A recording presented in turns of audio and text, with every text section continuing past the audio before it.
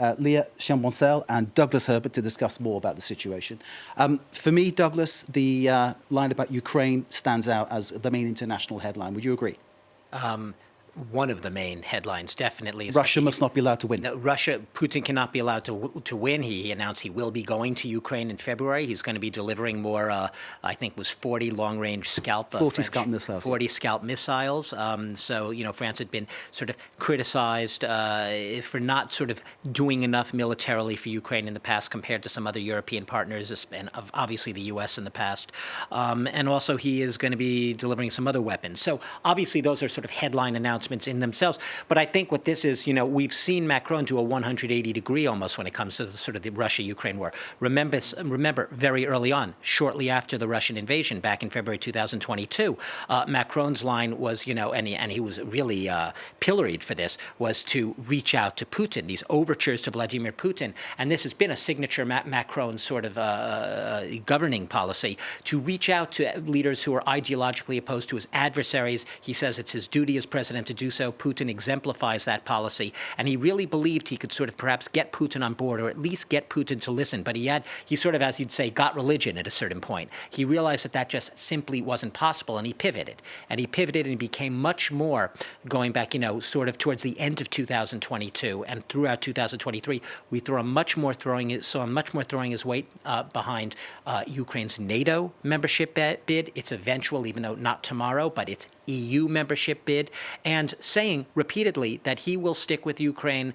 until victory, in quotes, until victory. So very much changing his line, a very far sharp turn from the days where he was, talking about trying to avoid humiliating Vladimir Putin. You'll remember those words, trying not to leave Russia looking sort of like it was, on its knees or being humiliated. He now realizes, it seems, he came to the point where he realizes that Putin was someone that he just simply could not get on board in a dialogue. Big change from what he thought he could actually, in conversation and negotiation, somehow convince Vladimir Putin that he was on the wrong path. And that's part of the parcel also of the pro-European. That's possible, and now saying this has to happen. And part of this idea, Léa, of a stronger Europe, he's talking about this as the thing that would guarantee France and save France from any kind of disintegration. The question put to him, what is the main threat to France? He said, the war in Ukraine. What happens next? And he said there's a real need to have a stronger Europe to make sure that this thing is maintained, that France is maintained, Europe is maintained.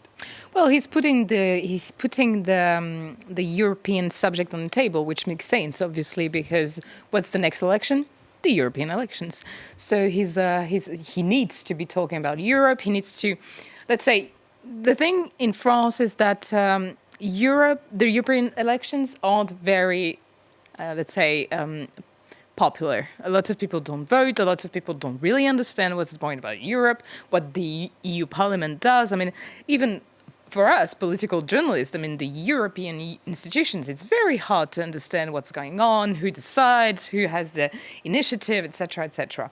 And when it comes to the European elections, obviously his party is not favored. What's the favorite party today, unfortunately, is the party and the list that is led by Jordan Bardella, so Rassemblement National, the far right, and putting the Europe as a center of the security of France is quite, I think it's a good strategy when it comes to trying to make the European subject and European elections to be something that is actually able to deal with, because who is in office right now and who is working with the other European states and European government is Emmanuel Macron and not Marine Le Pen.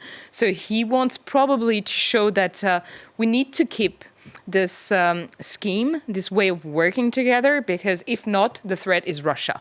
What also did actually stroke me during his first, a preliminary interview speech was that he never mentioned the far right as being a threat. We all know that it's the biggest threat for the population in France. Populism, far right, for human rights, for women's rights, for a lot of people. Anyways, he didn't mention it at all. And that was surprising because it's also the main threat to his government today. The fact that Marine Le Pen is very popular, that her party is very popular, and not a word on that. Could there be a tactic about not talking about your main threat so as not to publicise your main threat? Well, he had to talk about it at some point because one of the journalists in the audience obviously had a question, and more than one. So he couldn't, he had to tackle, he had to answer and to mention it. But I was actually surprised that he was trying to, undermine perhaps the threat. It's interesting because I think that politically he's trying to be pretty savvy here because 8 out of the 14 ministers that he's appointed in this government are of the right. Yep. And 2 of them, some people would say, are almost far right, pretty out there. And obviously Macron's no dummy. He knows what he's doing here. He's obviously trying to undercut not just the National Front, the far right's chances. I call them National Front. It's the Rassemblement National now. National right? Rally. National Rally. Yeah. But I still have that imprint in my head of what they originally were. I think the rapping's changed. Exactly. In some way, the content is more or less the same. France's far right party, they are, first of all, seen as very possibly victors in 2027. It's not some implausible thing anymore. The so-called Republican Front that used to automatically knock the far right out of the race if it got to the second round of a presidential election, that no longer really exists. That's crumbled. So all bets are off in terms of this front to protect France against the prospect of a far right in the presidency. But in the here and now, the European election's coming up in June. We're talking 5 months from now. Yep. And the far right list in the parliament, right, it's very closely aligned, the actual far right body in parliament and the far right party here in France. There it's called the Identity and Democracy Party in the European Parliament, and that is the list on which Marine Le Pen and her protege, Jordan Bardella, will be, they will be on that list, their party. So it's really interesting. It's coming up. It's around the corner. This new government has adopted these very more austere, even more slightly authoritarian-sounding policies with a more right-wing tilt in the government precisely to do that. And the French press has been talking about it quite a lot in recent days, how Marine Le Pen and Bardella, her protege, they realize that Attal, they respect the guy because they know he's savvy, they know he's intelligent, albeit Gabriel very Attal, young. Prime Minister, yeah. They know it. They take him very seriously. And if not explicitly acknowledging a threat from him, they know that Macron has pulled a trick out of his hat here with this appointment of Gabriel Attal and this government, because they know that they could perhaps adapt and adopt a lot of the policies of the far right, undercutting the party, but doing it perhaps more intelligently. And on that same line, Douglas, developing what you're saying there, Léa, do you think bringing in Rashida Dati is obviously along those lines too, someone who is associated of the right wing of the right-wing party, someone who obviously was linked closely with Nicolas Sarkozy, but someone who, I think it's fair to say, enjoys a certain broader popularity with voters because of her ability to speak freely and frankly, in a sense. Someone who people identify with because, well, she speaks her mind. Well, first of all, the most popular among the far-right voters from the member of the government, is Gabriel Attal. He's the one that really has the popularity to a lot of voters from the far right. So, and as Douglas was saying, also, the government has started to be implementing, not just talking about the ideas and taking, bits and here and there of the ideas and the project of the National Rally, but actually implementing it and putting it into a bill, which is the immigration bill. They came up with a principe de reconnaissance nationale, which is like, the heart of the National Rally's project. So it's extremely, extremely threatening when it comes to ideological and political position. As for Dati, I think it's more the fact that Sarkozy has an extremely, extremely strong influence on Emmanuel Macron. I believe this is why she's here. This is also why he can't get rid of Gérald Darmanin, because Gérald Darmanin is he's a puppet of Sarkozy. Well, maybe he wouldn't be happy with that, but, he's very close to Sarkozy. He's like his model. He's been empowered by Sarkozy. Rashida Dati is the same. She came into politics because of Sarkozy. So they both, very, very close to that former president that still has the opportunity to murmurer à l'oreille d'Emmanuel Macron. Emmanuel Macron, he's very, very careful to what Sarkozy says.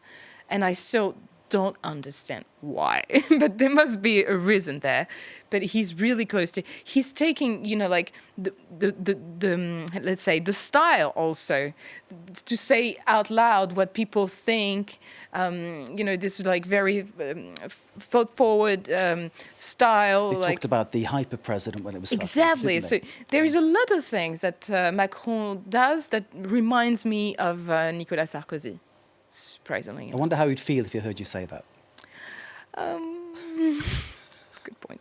Nice one to put to him, perhaps. Léa, thank you. Let's bring in Douglas again. The issue of Darmanin, Léa was talking about Darmanin, the interior minister, who keeps his place, a position perhaps because Macron is looking to create this idea of being tough on things, law and order, those kind of matters. But Darmanin has been anything but a success as an interior minister. I'm thinking back to mishandling of things like, say, the European Cup final was played in Paris, Real Madrid versus Liverpool, and what he said, the things that were inaccurate he said about football fans, which absolutely Darmanin's quite been pilloried. Yeah, I mean, he is a hate figure for a lot of French, but there's also a part of the French, including a lot of the police, who actually respect the guy, if not embrace him, because they do see him as adopting what they would see as necessary hardline security policies.